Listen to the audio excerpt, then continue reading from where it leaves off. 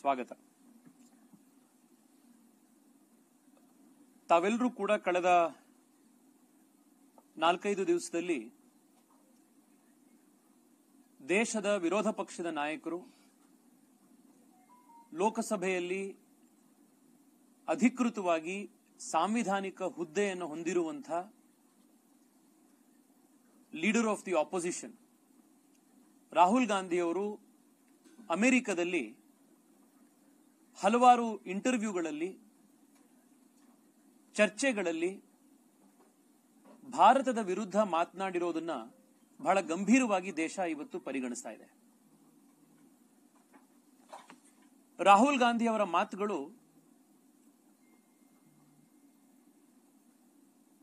ಸುಳ್ಳಲ್ಲಿ ತುಂಬಿರೋದಷ್ಟೇ ಅಲ್ಲದಲೆ ಭಾರತವನ್ನ ವಿರೋಧ ಮಾಡುವಂತಹ ಶಕ್ತಿಗಳಿಗೆ ಹೊಸದಾಗಿ ಒಂದು ಜೀವ ಕೊಟ್ಟು ಹೊಸ ಶಕ್ತಿ ಕೊಟ್ಟಂತೆ ಕಾಣಿಸ್ತಾ ಇದೆ. ವಿದೇಶದಲ್ಲಿ ರಾಹುಲ್ ಗಾಂಧಿ ಅವರು ಮೀಟ್ ಮಾಡಿರುವಂತಹ ವ್ಯಕ್ತಿಗಳು, ಅವರ ಆಂಟಿಸಿಡೆಂಟ್ಸು, ಅವರ ಹಿಸ್ಟ್ರಿಯನ್ನು ತೆಗೆದು ನೋಡಿದ್ರೆ ರಾಹುಲ್ ಗಾಂಧಿ ಅವರು ಯಾರು ಭಾರತದ ವಿರೋಧಿಗಳಿದಾರೋ ಅವ್ರ ಜೊತೆಗೆ ರಾಹುಲ್ ಗಾಂಧಿ ಅವರು ಸ್ನೇಹಿತರಾಗಿರುವಂತದ್ದು ಬಹಳ ಸ್ಪಷ್ಟವಾಗಿ ಕಾಣಿಸ್ತಾ ಇದೆ. India's enemies are Rahul Gandhi's friends. ಇದು ರಾಹುಲ್ ಗಾಂಧಿ ಅವರ ವರ್ತನೆ, ಅವರು ವಿದೇಶದಲ್ಲಿ ಆಡಿರುವಂತಹ ಮಾತುಗಳು, ಭೇಟಿ ಮಾಡಿರುವಂತಹ ಜನ, ಇದರಿಂದ ಬಹಳ ಸ್ಪಷ್ಟ ಆಗ್ತಾ ಇದೆ. ದೇಶದ ಒಳಗಡೆ ರಾಹುಲ್ ಗಾಂಧಿ ಅವರು ಬಿಜೆಪಿ ರಿಸರ್ವೇಶನ್ ಅನ್ನು ತೆಗೆದುಹಾಕ್ಬಿಡುತ್ತೆ, ಜಾತಿ ಆಧಾರದ ಸೆನ್ಸಸ್ ಮಾಡಿ ಒಬಿಸಿಗಳಿಗೆ ಅನ್ಯಾಯ ಆಗ್ತಾ ಇದೆ, SC STಗಳಿಗೆ ಅನ್ಯಾಯ ಆಗ್ತಾ ಇದೆ ಅಂತ ದೇಶದ ಒಳಗಡೆ ಇದ್ದಾಗ ಭಾಷಣ ಮಾಡ್ತಾರೆ. ಅದೇ ವಿದೇಶದಲ್ಲಿ ಹೋಗಿದ ತಕ್ಷಣನೇ, ಅಮೆರಿಕದಲ್ಲಿ ಇದ್ದಿದ ತಕ್ಷಣನೇ ಬಹುಶಃ ಆ ಭಾಷಣ ಇಂಗ್ಲಿಷ್ ನಲ್ಲಿ ಮಾತಾಡೋದ್ರಿಂದ ಇಲ್ಲಿರೋರು ಯಾರು ಕೇಳಿಸ್ಕೊಳ್ಳೋದಿಲ್ಲ ಅಂತ ಅನ್ಕೊಂಡು ಕಾಂಗ್ರೆಸ್ ಪಾರ್ಟಿಗೆ ಅವಕಾಶ ಆಯಿತು ಅಂತಂದ್ರೆ ನಾವು ರಿಸರ್ವೇಶನ್ ಅನ್ನು ತೆಗೆದಾಕ್ತೀವಿ ಎನ್ನುವಂತ ಭಾಷಣವನ್ನು ವಿದೇಶದಲ್ಲಿ ಮಾಡ್ತಾರೆ. ಈ ಹಿಪೋಕ್ರಸಿ, ಈ ಆಷಾಢಭೂತಿತನ ರಾಹುಲ್ ಗಾಂಧಿ ಮತ್ತು ಕಾಂಗ್ರೆಸ್ ಪಾರ್ಟಿಯ ಪಾಲಿಟಿಕ್ಸ್ ಅನ್ನ ಇವತ್ತು ಜನಕ್ಕೆ ಎದುರು ತೋರಿಸ್ತಾ ಇದೆ. ರಾಹುಲ್ ಗಾಂಧಿ ಅವರು ರಿಸರ್ವೇಶನ್ ಅನ್ನು ತೆಗೆದಾಕ್ತೀವಿ ಅಂತ ಹೇಳಿ ಅಮೆರಿಕದಲ್ಲಿ ಮಾತನಾಡಿರುವಂತಹ ಭಾಷಣ ನನಗಂತೂ ಆಶ್ಚರ್ಯ ಕೊಡ್ತಾ ಇಲ್ಲ. ಕಾರಣ ಅಂದ್ರೆ ರಾಹುಲ್ ಗಾಂಧಿಯ ಪಾರ್ಟಿ, ಕಾಂಗ್ರೆಸ್ ಪಾರ್ಟಿ, ತನ್ನ ಇತಿಹಾಸದಲ್ಲಿ ನೆಹರು ಅವರಿಂದ ಪ್ರಾರಂಭ ಆಗಿ ರಾಜೀವ್ ಗಾಂಧಿವರೆಗೆ ರಿಸರ್ವೇಶನ್ ಅನ್ನು ವಿರೋಧ ಮಾಡ್ಕೊಂಡು ಬಂದಿರುವಂತಹ ಪಾರ್ಟಿ. ರಿಸರ್ವೇಶನ್ ಅನ್ನು ದೇಶದಲ್ಲಿ ಶುರು ಮಾಡಬೇಕು ಅಂತ ಕೊಟ್ಟಾಗ ನೆಹರು ಅವರು ದೇಶದ ಎಲ್ಲ ಮುಖ್ಯಮಂತ್ರಿಗಳಿಗೆ ಪತ್ರ ಬರೆದು ರಿಸರ್ವೇಶನ್ ನಿಂದ ದೇಶಕ್ಕೆ ನುಕ್ಸಾನ್ ಆಗತ್ತೆ ಅಂತ ಪತ್ರ ಬರೀತಾರೆ. ಒಬಿಸಿಗಳಿಗೆ ರಿಸರ್ವೇಶನ್ ಕೊಡಬೇಕು, ಅದಕ್ಕೊಂದು ಸಮಿತಿ ರಚನೆ ಮಾಡಿ ಅದ್ರ ಬಗ್ಗೆ ಸ್ಟಡಿ ಆಗಬೇಕು ಅಂತ ಹೇಳಿ ಕಾಕಾ ಕಾಡೇಲ್ಕರ್ ವರದಿಯನ್ನ 1956 ನಲ್ಲೇ ತಯಾರು ಮಾಡಿದ್ರು. ಆ ವರದಿಯನ್ನ ಡಸ್ಟ್ಬಿನ್ ನಲ್ಲಿ ಇಟ್ಟು ಒಬಿಸಿಗಳಿಗೆ VP ಸಿಂಗ್ ಅವರು ಬಂದು ಮಂಡಲ್ ರಿಸರ್ವೇಶನ್ ತೆಗೆದುಕೊಂಡು ಬರೋವರೆಗೂ ಕೂಡ ಕೋಲ್ಡ್ ಸ್ಟೋರೇಜ್ ಅಲ್ಲಿ ಇಟ್ಟಿದ್ದು ಕಾಂಗ್ರೆಸ್ ಪಾರ್ಟಿ. VP ಸಿಂಗ್ ಸರ್ಕಾರ ಅಧಿಕಾರದಲ್ಲಿ ಬಂದು ಮಂಡಲ್ ಕಮಿಷನ್ ಶಿಫಾರಸುಗಳನ್ನು ಜಾರಿಗೆ ತರಬೇಕು ಅಂತ ಬಂದಾಗ್ಲೂ ಕೂಡ ರಾಜೀವ್ ಗಾಂಧಿ ಅವರು ಅವಾಗಿನ ಲೀಡರ್ ಆಫ್ ಅಪೋಸಿಷನ್ ಆಗಿ ಕಾಂಗ್ರೆಸ್ ಪಾರ್ಟಿಯ ಅಧಿಕೃತ ನಾಯಕರಾಗಿ ಅತ್ಯಂತ ದೊಡ್ಡ ವಿರೋಧ ಮಾಡಿದರು. ರಾಹುಲ್ ಗಾಂಧಿ ಅವರ ತಂದೆ ಅವರ ಇಡೀ ರಾಜಕೀಯ ಜೀವನದಲ್ಲಿ ಮಾಡಿರುವಂತಹ ಅತ್ಯಂತ ದೊಡ್ಡ ಭಾಷಣ ಯಾವುದು ಅಂತಂದ್ರೆ ಮಂಡಲ್ ಕಮಿಷನ್ ಶಿಫಾರಸ್ಸಿನ ವಿರೋಧ ಮಾಡಿರುವಂತಹ ಭಾಷಣ. ಶಿಕ್ಷಣದಲ್ಲಿ ಮತ್ತೆ ಉದ್ಯೋಗದಲ್ಲಿ ರಿಸರ್ವೇಶನ್ ಕೊಡಬೇಕು ಅಂತ ಪ್ರಸ್ತಾಪ, ಮಂಡಲ್ ಕಮಿಷನ್ ಪ್ರಸ್ತಾಪ ಬಂದಾಗ ರಾಜೀವ್ ಗಾಂಧಿ ಅವರು ನವಭಾರತ್ ಟೈಮ್ಸ್ ಅನ್ನುವಂತ ಒಂದು ನ್ಯೂಸ್ ಪೇಪರಿಗೆ ಇಂಟರ್ವ್ಯೂ ಕೊಡ್ತಾ ರಿಸರ್ವೇಶನ್ ಕೊಡುವಂತ ನೆಪದಲ್ಲಿ ನಾವು ಬುದ್ಧುಗಳಿಗೆ, ಇದೇ ಪದ ನಾನು ರಿಪೀಟ್ ಮಾಡ್ತಾ ಇದ್ದೀನಿ, ರಿಸರ್ವೇಶನ್ ಕೊಡುವಂತ ನೆಪದಲ್ಲಿ ನಾವು ಬುದ್ಧುಗಳಿಗೆ ಪ್ರೋತ್ಸಾಹ ಕೊಡೋದಿಕ್ಕಾಗೋದಿಲ್ಲ ಅನ್ನುವಂತಹ ಮಾತನ್ನ ರಾಜೀವ್ ಗಾಂಧಿ ಅವರು ಈ ದೇಶದ ಒಬಿಸಿ ವರ್ಗಕ್ಕೆ, SC ST ವರ್ಗಕ್ಕೆ ಅನ್ಯಾಯ ಮಾಡಿ, ಅಪಮಾನ ಮಾಡಿ ಮಾತನಾಡಿದ್ದಾರೆ. It is on record. Narendra Modi ಅವರು ಬರೋವರೆಗೂ ಕೂಡ ಒಬಿಸಿ ಕಮಿಷನ್ಗೆ ಸಾಂವಿಧಾನಿಕ ದರ್ಜೆ ಸಿಕ್ಕಿರಲಿಲ್ಲ. ಕೇಂದ್ರೀಯ ವಿದ್ಯಾಲಯದಲ್ಲಿ, ನವೋದಯ ಶಾಲೆಗಳಲ್ಲಿ, ಮೆಡಿಕಲ್ ಕಾಲೇಜ್ಗಳಲ್ಲಿ, ನೀಟ್ ಪರೀಕ್ಷೆಗಳಲ್ಲಿ 27% ರಿಸರ್ವೇಶನ್ ಒಬಿಸಿಗಳಿಗೆ ಕೊಟ್ಟಿರಲಿಲ್ಲ. ಈ ಎಲ್ಲಾ ಸತ್ಯ ಒಂದ್ ಕಡೆ ಇದ್ರೂ ಕೂಡ ಭಾರತದ ಒಳಗಡೆ ಬಂದಾಗ ರಿಸರ್ವೇಶನ್ ಪರವಾಗಿ ಜಾತಿ ಸೆನ್ಸಸ್ ಮಾಡಿ ಎನ್ನುವಂತ ಭಾಷಣಗಳನ್ನು ಮಾಡಿ ಅಮೆರಿಕಕ್ಕೆ ಹೋಗಿದ ತಕ್ಷಣನೇ ನಾವು ರಿಸರ್ವೇಶನ್ ತೆಗೆದಾಕ್ತೀವಿ ಅಂತ ಮಾತನಾಡುವಂತ ರಾಹುಲ್ ಗಾಂಧಿ ಆಷಾಢಭೂತಿತನವನ್ನ, ಹಿಪಾಕ್ರಸಿಯನ್ನ ಇವತ್ತು ದೇಶದ ಜನ ಪ್ರಶ್ನೆ ಮಾಡ್ತಾ ಇದ್ದಾರೆ.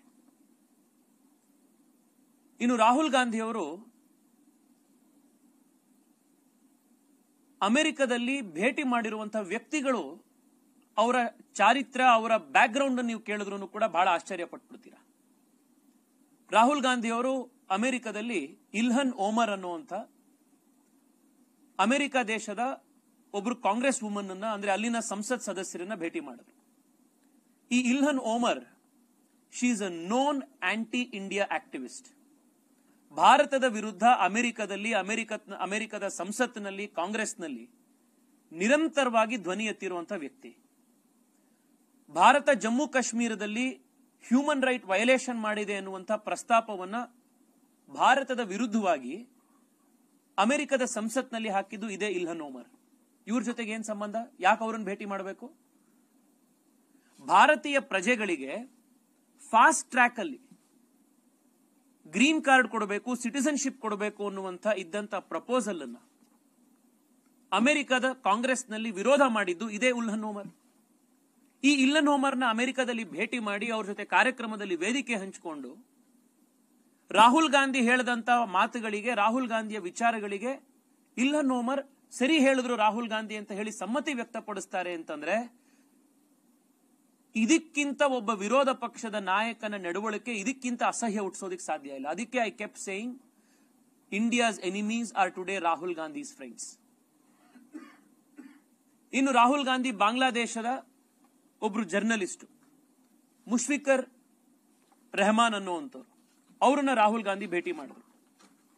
ರಾಹುಲ್ ಗಾಂಧಿಯ ಈ ಎರಡನೇ ಮೀಟಿಂಗ್ ಮುಷ್ಫಿಕ್ ಅಲ್ ಫಜಲ್ ಅನ್ನುವಂಥವ್ರು ಬಾಂಗ್ಲಾದೇಶದಲ್ಲಿ ಜಾರ್ಜ್ ಸೊರೋಸ್ನ ಏಜೆಂಟ್ ನಂತೆ ಕೆಲಸ ಮಾಡ್ತಾ ಇರುವಂತಹ ಈ ವ್ಯಕ್ತಿ ಬಾಂಗ್ಲಾದೇಶದ ಯುವಕರಿಗೆ ಭಾರತದ ವಿರುದ್ಧ ಧ್ವನಿ ಎತ್ತುವಂತ, ಭಾರತದ ವಿರುದ್ಧ ಅವರು ಸೆಂಟಿಮೆಂಟ್ ಬರುವಂತ ರೀತಿಯಲ್ಲಿ ಕೆಲಸ ಮಾಡಿರುವಂತ ಜರ್ನಲಿಸ್ಟ್ ಇವರು. ದೆಹಲಿಯಲ್ಲಿ ಶಾಹೀನ್ ಬಾಗ್ ಪ್ರೊಟೆಸ್ಟ್ಗಳು ನಡೆದಾಗ ಭಾರತ ಸರ್ಕಾರ ಶಾಹೀನ್ ಬಾಗ್ ಪ್ರೊಟೆಸ್ಟ್ ನಲ್ಲಿ ಕೂತಿರುವಂತಹ ಮಹಿಳೆಯರ ಮೇಲೆ ದೌರ್ಜನ್ಯ ಮಾಡ್ತಾ ಇದೆ ಅನ್ನುವಂತ ಸುಳ್ಳನ್ನ ವಿದೇಶಿ ಪತ್ರಿಕೆಗಳಲ್ಲಿ ಬರೆದಂತಹ ವ್ಯಕ್ತಿ ಈ ಮುಷ್ಫಿಕ್ ಅಲ್ ಫಜಲ್. ಈ ವ್ಯಕ್ತಿ ಜೊತೆಗೆ ರಾಹುಲ್ ಗಾಂಧಿಗೆ ಯಾಕೆ ಓಡಾಡಬೇಕು? ಅವ್ರ ಜೊತೆಗೆ ಯಾಕೆ ವೇದಿಕೆ ಹಂಚಿಕೊಳ್ಬೇಕು? ಇನ್ ರಾಹುಲ್ ಗಾಂಧಿ ವಿದೇಶದಲ್ಲಿ, ಅಮೆರಿಕದಲ್ಲಿ ಯಾವ ಖಾಲಿಸ್ತಾನಿ ಏಜೆಂಟ್ಗಳಿದ್ದಾರೆ, 6 ಫಾರ್ ಜಸ್ಟಿಸ್ ಇರ್ಬೋದು, ಪನ್ನು ರೀತಿಯ ವ್ಯಕ್ತಿಗಳಿರ್ಬೋದು, ಅವ್ರ ಜೊತೆಗೂ ಕೂಡ ಪ್ರೆಸ್ ಕಾನ್ಫರೆನ್ಸ್ಗಳಲ್ಲಿ, ಅವ್ರ ಜೊತೆಗೂ ಕೂಡ ಕಾರ್ಯಕ್ರಮಗಳಲ್ಲಿ ರಾಹುಲ್ ಗಾಂಧಿ ಹೇಳೋ ಮಾತುಗಳನ್ನು ಅವರು ಕೂಡ ಸಮ್ಮತಿಸ್ತಾರೆ. ಭಾರತದಲ್ಲಿ ಸಿಖ್ಗಳಿಗೆ ಅವರ ಟರ್ಬನ್ ಹಾಕೊಳ್ಳಿಕ್ಕೆ ಅವಕಾಶ ಇಲ್ಲ, ಕಡ ಹಾಕೊಳ್ಳಿಕ್ಕೆ ಅವಕಾಶ ಇಲ್ಲ, ಸಿಖ್ಗಳನ್ನ ದಮನ ಮಾಡ್ತಾ ಇದ್ದಾರೆ ಅನ್ನುವಂತ ಹಸಿ ಸುಳ್ಳನ್ನ ರಾಹುಲ್ ಗಾಂಧಿ ವಿದೇಶದಲ್ಲಿ ಹೇಳ್ತಾರೆ. ರಾಹುಲ್ ಗಾಂಧಿಗೆ ಇವತ್ತು ನಾವು ಕೇಳ್ತಾ ಇದ್ದೀವಿ, ಈ ದೇಶದಲ್ಲಿ ಸಿಖ್ಖರಿಗಾದಂತಹ ಅತ್ಯಂತ ದೊಡ್ಡ ದಂಗೆ, ಸಿಖ್ಖರ ಮೇಲಾದಂತಹ ದೊಡ್ಡ ದೌರ್ಜನ್ಯ, ಟೈರ್ ಮನೆಗಳಲ್ಲಿ ತಗೊಂಡೋಗಿ ಸಿಖ್ಖರನ್ನ ಸುಟ್ಟಿದ್ದು, ಜೀವಂತವಾಗಿ ಸಿಖ್ಖರನ್ನ ಸುಟ್ಟಿದ್ದು ನಿಮ್ಮ ಸರ್ಕಾರ, ನಿಮ್ಮ ಅಜ್ಜಿಯ ಮೃತ್ಯು ಆದ ನಂತರದಲ್ಲಿ ನಿಮ್ಮ ತಂದೆಯವರ ನೇತೃತ್ವದಲ್ಲಿ ಈ ಒಂದು ಕೆಲಸ ಆಯಿತು. ವೋಟರ್ ಲಿಸ್ಟ್ ಹಿಡ್ಕೊಂಡು ಮನೆ ಮನೆಗೆ ಹೋಗಿ ಯಾವ್ಯಾವ ಮನೆಯಲ್ಲಿ ಸಿಖ್ಗಳಿದ್ದಾರೆ, ಯಾವ್ಯಾವ ಮನೆಯಲ್ಲಿ ಸಿಖ್ ಹೆಣ್ಮಕ್ಳಿದ್ದಾರೆ, ಯಾವ ಮನೆಯಲ್ಲಿ ಸಿಖ್ ಮಕ್ಕಳು ಹೋಗ್ತಾ ಇದ್ದಾರೆ, ಇದನ್ನ ವೋಟರ್ ಲಿಸ್ಟ್ ಹಿಡ್ಕೊಂಡು ಹೋಗಿ ಸಿಖ್ರನ್ನ ಸುಟ್ಟಿದ್ದು ಕಾಂಗ್ರೆಸ್ ಪಾರ್ಟಿ. ಇವತ್ತು ನೀವು ಬಂದು ವಿದೇಶದಲ್ಲಿ ಸಿಖ್ರಿಗೆ ಇವತ್ತು ಭಾರತದಲ್ಲಿ ತೊಂದರೆ ಆಗ್ತಾ ಇದೆ ಅಂತ ನೀವು ಭಾಷಣ ಮಾಡ್ತಾ ಇದ್ದೀರಿ. ಅಫ್ಘಾನಿಸ್ತಾನದಲ್ಲಿ ತಾಲಿಬಾನಿ ಟೆರರಿಸ್ಟ್ಗಳ ಮಧ್ಯದಲ್ಲಿ ಗುರು ಗ್ರಂಥ್ ಸಾಹಿಬು ಮತ್ತೆ ಅಲ್ಲಿನ ಗುರುದ್ವಾರಗಳು ಧ್ವಂಸ ಆಗುವಂತ ಸಂದರ್ಭದಲ್ಲಿ ಭಾರತದ ಸಚಿವರುಗಳನ್ನ ಕಳಿಸಿ ಅಲ್ಲಿಂದ ಗುರು ಗ್ರಂಥ್ ಸಾಹಿಬ್ನ ಭಾರತಕ್ಕೆ ಸುರಕ್ಷಿತವಾಗಿ ತೆಗೆದುಕೊಂಡು ಬಂದಿ ನರೇಂದ್ರ ಮೋದಿ ಸರ್ಕಾರ. ಹೋಗಿದ್ ಕಡೆ ಸುಳ್ಳನ್ನ ಹೇಳಿ, ಹೋಗಿದ್ ಕಡೆ ಭಾರತವನ್ನ ತೇಜೋವಧೆ ಮಾಡಿ, ಭಾರತದ ಬಗ್ಗೆ ಸುಳ್ಳು ಹೇಳಿ,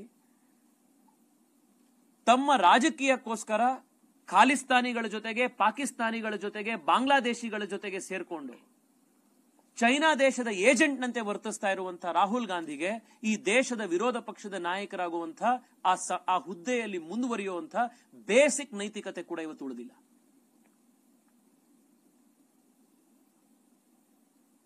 ಚೈನಾ ದೇಶದ ಬಗ್ಗೆ ಉದ್ದುದ್ದ ಭಾಷಣ ಮಾಡಿದ್ದಾರೆ. ಭಾರತ ಚೈನಾ ದೇಶಕ್ಕೆ ಜಾಗ ಕೊಟ್ಬಿಟ್ಟಿದೆ, ಭಾರತ ಚೈನಾ ದೇಶಕ್ಕೆ ಸರೆಂಡರ್ ಆಗ್ತಾ ಇದೆ, ಚೈನಾ ದೇಶದ ಎದುರುಗಡೆ ಮಂಡಿ ಊರಿ ಕೂತಿದೆ ಅಂತ. ನಾನು ನಿಮಗೆ ಇವತ್ತು ಪ್ರಶ್ನೆ ಕೇಳಲಿಕ್ಕೆ ಇಚ್ಛೆ ಪಡ್ತೇನೆ ರಾಹುಲ್ ಗಾಂಧಿ ಅವರೇ. ದೇಶದ ಇತಿಹಾಸ, ನಿಮ್ಮ ಮುತ್ತಾತನ ಇತಿಹಾಸ ನಿಮಗೆ ಗೊತ್ತಿದೆ. ಚೈನಾ ದೇಶದ ಮೇಲೆ ಯುದ್ಧ ಆದಾಗ ಭಾರತದ ನೇತೃತ್ವ ಮಾಡಿದ್ಯಾರು? ನೆಹರು ಅವರು. ಆ ಯುದ್ಧ ಒಂದನ್ನೇ ಇವತ್ತು ಭಾರತದ ಆರ್ಮಿ ಇವತ್ತಿನ ತನಕ ಸೋತಿರೋದು ಚೈನಾ ಮೇಲೆ, ಅದು ಒಂದೇ ಯುದ್ಧವನ್ನು. UN ನಲ್ಲಿ ಸೆಕ್ಯೂರಿಟಿ ಕೌನ್ಸಿಲ್ ಸೀಟನ್ನ ಭಾರತಕ್ಕೆ ಕೊಡ್ತಾರೆ ಅಂತಂದಾಗ ನಮಗ್ ಬೇಡ, ನಮ್ಮ ಸೆಕ್ಯೂರಿಟಿ ಕೌನ್ಸಿಲ್ ಸೀಟನ್ನ ನೀವು ಚೈನಾಕ್ ಕೊಡಿ ಅಂತ ಕೊಟ್ಟಿದ್ದು ಇದೇ ನೆಹರು. ಸಿಯಾಚಿನ್ ಗ್ಲೇಷಿಯರ್ ನಲ್ಲಿ ಏನ್ ಮಾತ್ರ ಬೆಳೆಯುತ್ತೆ? ಸಿಯಾಚಿನ್ ಗ್ಲೇಷಿಯರ್ ನಲ್ಲಿ ಒಂದು ಬಿಡಿ ಹುಲ್ಲು ಕೂಡ ಬೆಳೆಯೋದಿಲ್ಲ. ಅದರಿಂದ ಅದನ್ನ ನಾವು ಪಾಕಿಸ್ತಾನಕ್ಕೋ ಚೈನಾಗೋ ಕೊಡಬಹುದು ಅಂತ ಈ ಪಾಲಿಸಿಯನ್ನ ದೇಶದ ಸಂಸತ್ನಲ್ಲಿ ಭಾಷಣ ಮಾಡಿದ್ಯಾರು? ನಿಮ್ಮ ಮುತ್ತಾತ ನೆಹರು. ಜೆ ಸಿಂಗ್ ಅನ್ನುವಂಥ ಭಾರತ ದೇಶದ farmer army general Sonia Gandhi ಅವರು ಸಿಯಾಚಿನ್ ಗ್ಲೇಷಿಯರ್ನ ಪಾಕಿಸ್ತಾನಕ್ಕೆ ಕೊಡೋದಕ್ಕೆ ಯಾವ ರೀತಿ UPA ಸರ್ಕಾರದ ಸಂದರ್ಭದಲ್ಲಿ ನಿರ್ಧಾರ ಮಾಡಿದ್ರು, ಮನಮೋಹನ್ ಸಿಂಗ್ರ ಮೇಲೆ ಯಾವ ರೀತಿ ಒತ್ತಡ ಹೇರ್ತಾ ಇದ್ರು ಅನ್ನೋದನ್ನ ಇತ್ತೀಚೆಗೆ ಅವರು ಬರೆದಿರುವಂತಹ ಪುಸ್ತಕದಲ್ಲಿ ಅವರು ಜಗಜ್ಜಾಹೀರ್ ಮಾಡಿದ್ದಾರೆ. ನೆಹರು ಅವರಿಂದ ಪ್ರಾರಂಭ ಮಾಡಿ ಸೋನಿಯಾ ಗಾಂಧಿವರೆಗೂ ಕೂಡ ದೇಶದ ಬಾರ್ಡರ್ಗಳನ್ನ ಸುರಕ್ಷಿತವಾಗಿಡದಲೆ, ದೇಶದ ಯುದ್ಧಗಳನ್ನ ಸೋಲಿಸಿ,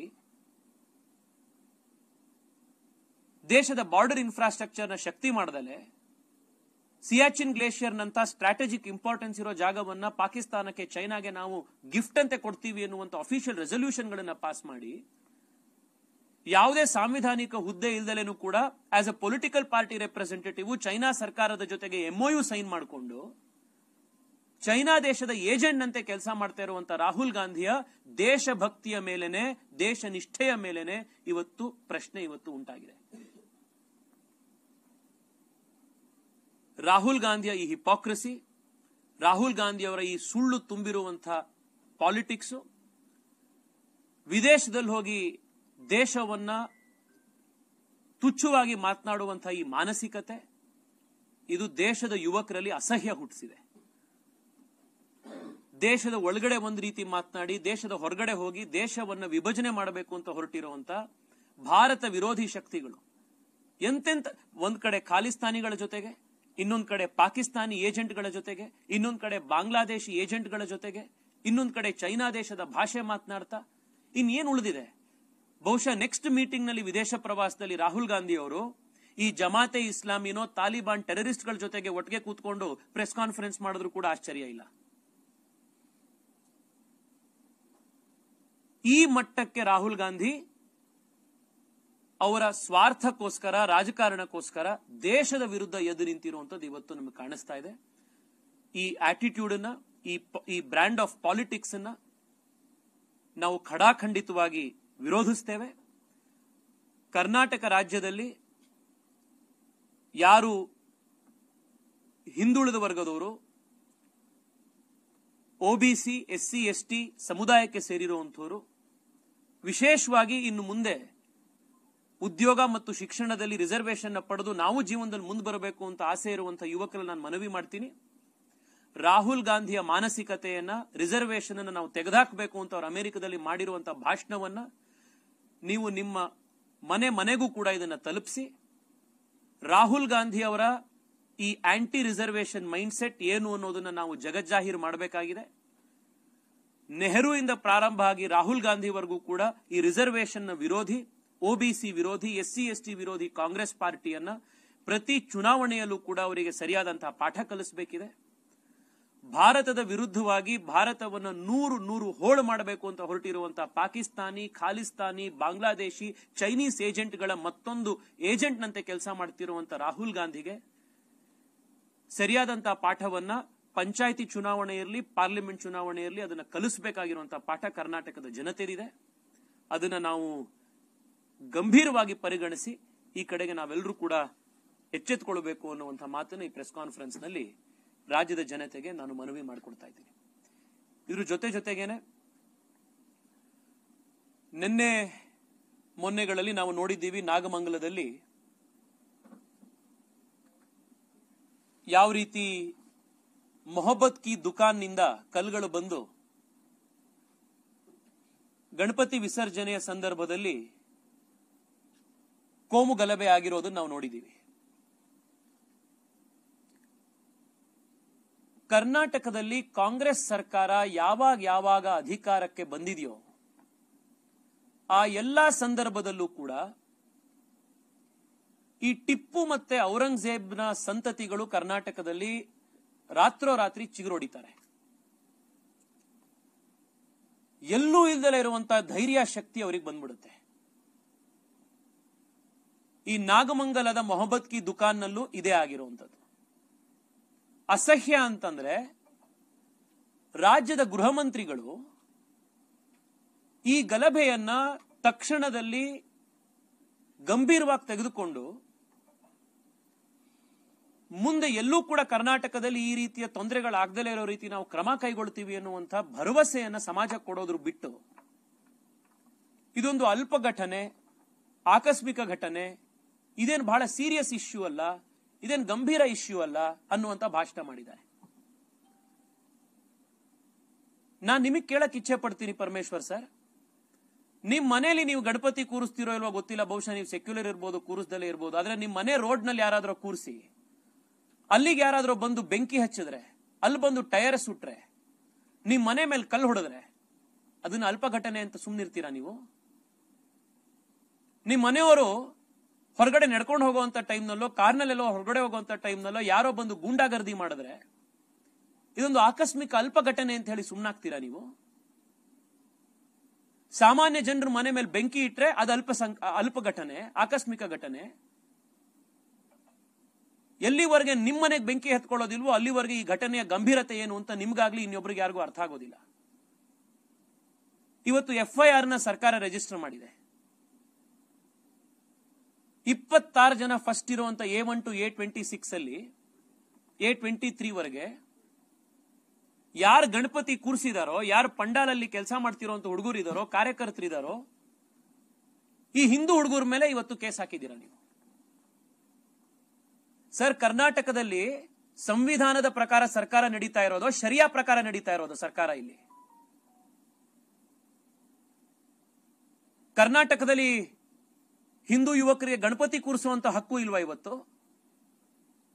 ಸುರಕ್ಷಿತವಾಗಿ ನಾವು ಗಣಪತಿ ಪಂಡಾಲ್ ಇಡ್ತೀವಿ ಎನ್ನುವಂತ ಹಕ್ಕು ಇಲ್ವಾ? ಇವತ್ತು ನಿನ್ನೆ ಬಾಂಗ್ಲಾದೇಶದಲ್ಲಿ ಇದ್ದಂತ ಹಳೆ ಸರ್ಕಾರವನ್ನು ಉರುಳಿಸಿ ಹೊಸ ಸರ್ಕಾರವನ್ನ ಈ ಡೀಪ್ ಸ್ಟೇಟ್ ಮತ್ತೆ ಬೇರೆ ಬೇರೆಯವರೆಲ್ಲರೂ ಸೇರ್ಕೊಂಡೇನು ಪಪೆಟ್ ಸರ್ಕಾರವನ್ನ ರಚನೆ ಮಾಡಿದ್ದಾರೆ. ಈ ಸರ್ಕಾರ ನಿನ್ನೆ ಒಂದು ಆರ್ಡರ್ ಇಶ್ಯೂ ಮಾಡಿದೆ. ಬರೋಂತ ದುರ್ಗಾ ಪೂಜೆಯ ಟೈಮ್ನಲ್ಲಿ, ನವರಾತ್ರಿಯ ಟೈಮ್ನಲ್ಲಿ ದುರ್ಗಾ ಪೂಜೆಯ ಶ್ಲೋಕಗಳನ್ನ ಮತ್ತೆ ದುರ್ಗಾ ಪೂಜೆಯ ಕಾರ್ಯಕ್ರಮಗಳನ್ನ ಯಾವಾಗ ಆಜಾನ್ ಕೂಗಲಾಗತ್ತೆ ಆ ಟೈಮ್ನಲ್ಲಿ ನೀವು ನಿಲ್ಲಿಸಬೇಕು ಅಂತ. ಮಸೀದಿಯಲ್ಲಿ ಆಜಾನ್ ಕೂಗಿದ್ರೆ ಆ ಟೈಮ್ನಲ್ಲಿ ದುರ್ಗಾ ಪೂಜೆ ನಿಲ್ಲಿಸಬೇಕು ಅಂತ ಬಾಂಗ್ಲಾದೇಶದ ಸರ್ಕಾರ ಆರ್ಡರ್ ಮಾಡಿದೆ ನಿನ್ನೆ. ಕರ್ನಾಟಕದಲ್ಲಿರುವಂತಹ ನಿಮ್ ಸರ್ಕಾರಕ್ಕೂ ಬಾಂಗ್ಲಾದೇಶದಲ್ಲಿರುವಂತಹ ಆ ಇಸ್ಲಾಮಿ ಸರ್ಕಾರಕ್ಕೂ ವ್ಯತ್ಯಾಸ ಏನು? ಅವ್ರು ಅಟ್ಲೀಸ್ಟ್ ನಮಾಜ್ ಇದ್ದಾಗ ಆ ಟೈಮ್ನಲ್ಲಿ ನೀವು ಪೂಜೆ ಮಾಡಬೇಡಿ, ಆ ಟೈಮ್ನಲ್ಲಿ ನೀವು ಮಂತ್ರ ಹೇಳಬೇಡಿ, ಅದಾದ್ಮೇಲೆ ಹೇಳ್ಕೊಳ್ಳಿ ಅಂತ ಪರ್ಮಿಷನ್ ಕೊಟ್ಟಿದ್ದಾರೆ. ನೀವು ಗಣಪತಿ ಪಂಡಾಲ್ ಬಿಟ್ರೆ ಈ ಟೆರರಿಸ್ಟ್ ಗಳನ್ನ, ಟಿಪ್ಪು ಸಂತತಿಯವರನ್ನ ಬಿಡಿಸಿ ಬೆಂಕಿ ಹಚ್ಚಿಸಿ ಕಲ್ಲೊಡಿಸ್ತಾ ಇದ್ದೀರಲ್ಲ. ಇದಕ್ಕಿಂತ ಅಸಹ್ಯವಾಗಿರುವಂತ ತುಷ್ಟೀಕರಣ ರಾಜಕಾರಣವನ್ನ ಕರ್ನಾಟಕ ಎಂದೂ ನೋಡೇ ಇಲ್ಲ. ಮೊನ್ನೆ ಮಂಗಳೂರಿನಲ್ಲಿ, ಉಡುಪಿಯಲ್ಲಿ ಪ್ರಶಸ್ತಿ ಬಂದಂತ ಶಿಕ್ಷಕರಿಗೆ ಈ ಸರ್ಕಾರ ಪ್ರಶಸ್ತಿ ಕೊಡ್ಲಿಲ್ಲ. ರಾಜ್ಯ ಪ್ರಶಸ್ತಿ ಕೊಟ್ಟಿದ್ರು ಅವರಿಗೆ, ಬಹಳ ಒಳ್ಳೆ ಟೀಚರು ಅಂತ. ಅವ್ರಿಗೆ ಪ್ರಶಸ್ತಿ ಯಾಕೆ ಕೊಡ್ಲಿಲ್ಲ ಅಂತಂದ್ರೆ SDPI ಅವರು ವಿರೋಧ ಮಾಡಿದ್ರು ಅಂತ. ಸರ್ಕಾರನ ಸಂವಿಧಾನದ ಪ್ರಕಾರ ನಡೆಸ್ತಾ ಇದ್ದೀರೋ ಅಥವಾ SDPI ಹೇಳುವಂತ ಶರಿಯಾ ಫತ್ವಾಗಳ ಮೇಲೆ ನಡೆಸ್ತಾ ಇದ್ದೀರೋ? ಮಾತೆತ್ತಿದ್ರೆ ಅಂಬೇಡ್ಕರ್ ಸಂವಿಧಾನವನ್ನ ನಾವು ರಕ್ಷಣೆ ಮಾಡ್ತಾ ಇರೋರು ಅಂತ ಭಾಷಣ ಮಾಡೋರು ನೀವು. ಸಂವಿಧಾನದ ಪ್ರಕಾರ ಸರ್ಕಾರ ನಡೆಸಿ ಅಂತಂದ್ರೆ ಈ SDPI PFI ನಂತ ಪುಡಾರಿ ಟೆರರಿಸ್ಟ್ ಆರ್ಗನೈಸೇಷನ್ಗಳ ಎದುರುಗಡೆ ಶರಣಾಗಿ ಅವರ ಫತ್ವಾಗಳ ಮೇಲೆ ನಿಂತ್ಕೊಂಡು ಜೀವನ ನಡೆಸ್ತಾ ಇದ್ದೀರಿ ನೀವುಗಳೆಲ್ಲ. ನಾನು ನಾಗಮಂಗಲದ ಮಂಡ್ಯ ಜಿಲ್ಲೆಯ ಪ್ರತಿಯೊಂದು ಹಿಂದೂ ಸಮಾಜದ ಯುವಕರಿಗೆ, ಹಿಂದೂ ಕುಟುಂಬಕ್ಕೆ ನಾನು ಹೇಳಲಿಕ್ಕೆ ಇಚ್ಛೆ ಪಡ್ತೇನೆ, ನಿಮ್ಮ ಜೊತೆಗೆ ಭಾರತೀಯ ಜನತಾ ಪಾರ್ಟಿಯ ಸಮಸ್ತ ಶಕ್ತಿ ನಿಮ್ಮ ಜೊತೆಗಿದೆ. ನಮ್ಮ ಊರಿನಲ್ಲಿ, ನಮ್ಮ ಹಳ್ಳಿಯಲ್ಲಿ, ಭಾರತದಲ್ಲಿ ನಾವು ಗಣಪತಿ ಹಬ್ಬ ಆಚರಿಸಕ್ಕಾಗ್ಲಿಲ್ಲ, ನಾವು ಪಂಡಾಲ್ ಮಾಡ್ಲಿಕ್ಕಾಗ್ಲಿಲ್ಲ, ನಾವು ಪ್ರೊಸೆಷನ್ ಮಾಡ್ಲಿಕ್ಕೆ ಹೋಗ್ಲಿಲ್ಲ ಅಂತಂದ್ರೆ ಇನ್ನೇನು ಪಾಕಿಸ್ತಾನದಲ್ಲೋ ಅಫ್ಘಾನಿಸ್ತಾನದಲ್ಲೋ ಮಾಡಕ್ಕಾಗತ್ತಾ ನಮ್ಗೆ? ಧೈರ್ಯವಾಗಿ ಮಾಡಿ. ಈ ಸರ್ಕಾರದ ತುಷ್ಟೀಕರಣದ ರಾಜಕಾರಣಕ್ಕಿರುವಂತ ಒಂದೇ ಉತ್ತರ ಅಂತಂದ್ರೆ ನಮ್ಮತನವನ್ನ, ನಮ್ಮ ಹಬ್ಬವನ್ನ, ನಮ್ಮ ಆಚರಣೆಯನ್ನ ಧೈರ್ಯವಾಗಿ ನಾವು ಜೀವನದಲ್ಲಿ ಅಳವಡಿಸ್ಕೊಳ್ಳುವಂಥದ್ದು. That is the only solution. ಇದನ್ನ ತಾವು ಧೈರ್ಯವಾಗಿ ಮಾಡಿ. ನಾವೆಲ್ಲರೂ ಕೂಡ ಭಾರತೀಯ ಜನತಾ ಪಾರ್ಟಿ ನಿಮ್ಮೆಲ್ಲರ ಜೊತೆಗೂ ಇದೆ. ಈಗಲೂ ನಾನು ಪರಮೇಶ್ವರ್ ಅವರಿಗೆ, ಸಿದ್ದರಾಮಯ್ಯನವರಿಗೆ ರಿಕ್ವೆಸ್ಟ್ ಮಾಡ್ತಾ ಇದ್ದೀನಿ, ಈಗಲೂ ಕೂಡ ಯಾವ್ಯಾವ ಈ ಟೆರರಿಸ್ಟ್ಗಳು, ಈ ಟಿಪ್ಪು ಸಂತತಿಗಳು ಈ ಕಲ್ಲನ್ನು ಹೊಡೆದು, ಟೈರ್ ಸುಟ್ಟಿ, ಬೆಂಕಿ ಹಾಕಿ ಈ ಭಯೋತ್ಪಾದಕ ಚಟುವಟಿಕೆಗಳಲ್ಲಿ ಇನ್ವಾಲ್ವ್ ಆಗಿದ್ದಾರೆ, ಅವರುಗಳ ಮೇಲೆ ತಕ್ಷಣದಲ್ಲಿ ಕಠಿಣಾತಿ ಕ್ರಮವನ್ನ ನೀವು ತಗೊಳ್ಬೇಕು.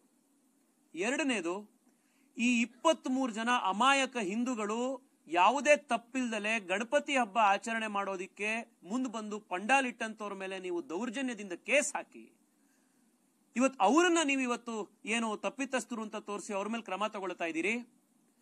FIR ನಿಂದ, ಚಾರ್ಜ್ ಶೀಟ್ ನಿಂದ ಈ ಎಲ್ಲಾ ಹಿಂದೂ ಯುವಕರನ್ನ ನೀವು ಬಿಡಬೇಕು. ಅಕಸ್ಮಾತ್ ಏನಾದ್ರೂ ನೀವು ಇದೇ ರೀತಿ ಅಮಾಯಕ ಹಿಂದೂ ಯುವಕರು ಯಾರು ಗಣಪತಿ ಪಂಡಾಲ್ ಇಟ್ರು, ಯಾರು ಈ ತುಳಿತಕ್ಕೆ ಒಳಗಾಗಿದ್ರು, ಯಾರು ಈ ಗಲಭೆಗೆ ತುತ್ತಾಗಿದ್ರು, ಇವರನ್ನೇ ನೀವು ಅವ್ರ ಮೇಲೆ ಕೇಸ್ ಹಾಕ್ತಾ ಹೋದ್ರೆ ಇಡೀ ರಾಜ್ಯದಲ್ಲಿ ಭಾರತೀಯ ಜನತಾ ಯುವ ಮೋರ್ಚಾದಿಂದ ಮಂಡಲ್ವಲ್ಲೂ ಕೂಡ ನಾವು ಹಳ್ಳಿಲೂ ಕೂಡ ನಿಮ್ಮ ವಿರುದ್ಧ ದೊಡ್ಡ ಹೋರಾಟವನ್ನು ಕಟ್ಟಬೇಕಾಗತ್ತೆ. ನಾನು ಪರಮೇಶ್ವರ್ ಅವರಿಗೆ ಬಹಳ ಎಚ್ಚರಿಕೆಯ ಒಂದು ಆಗ್ರಹವನ್ನ ಮಾಡ್ತಾ ಇದ್ದೀನಿ. ಸರ್ಕಾರ ನಿಮ್ ಕೈಲಿದೆ ಅಂತ ಅನ್ಕೊಂಡು ಮನ್ಸಿಗೆ ಬಂದಂತ FIR ಗಳನ್ನ ಹಾಕಿ, ಯಾರು ಸರಿಯಾಗಿರುವಂತ ಪ್ರಾಮಾಣಿಕವಾಗಿ ಶಾಂತಿಯಿಂದ ಕೆಲಸ ಮಾಡ್ಕೊಂಡಿದ್ದಾರೆ ಅವ್ರ ಮೇಲೂ ಕೇಸ್ ಹಾಕ್ಸಿ, ಯಾರು ಪುಂಡ್ರು ಪೋಖ್ರಿದ್ದಾರೆ, ನಿಮಗೆ ವೋಟ್ ಹಾಕ್ತಾರೆ ಅನ್ನೋ ಕಾರಣಕ್ಕೋಸ್ಕರ ಅವರನ್ನ ನೀವು ಬಿಟ್ರೆ ಸರ್ಕಾರಕ್ಕೆ ಪಾಠ ಕಲಿಸಬೇಕಾಗಿರುವಂತ ಕೆಲಸ ಭಾರತೀಯ ಜನತಾ ಯುವ ಮೋರ್ಚಾ ಮಾಡುತ್ತೆ. ಧನ್ಯವಾದ.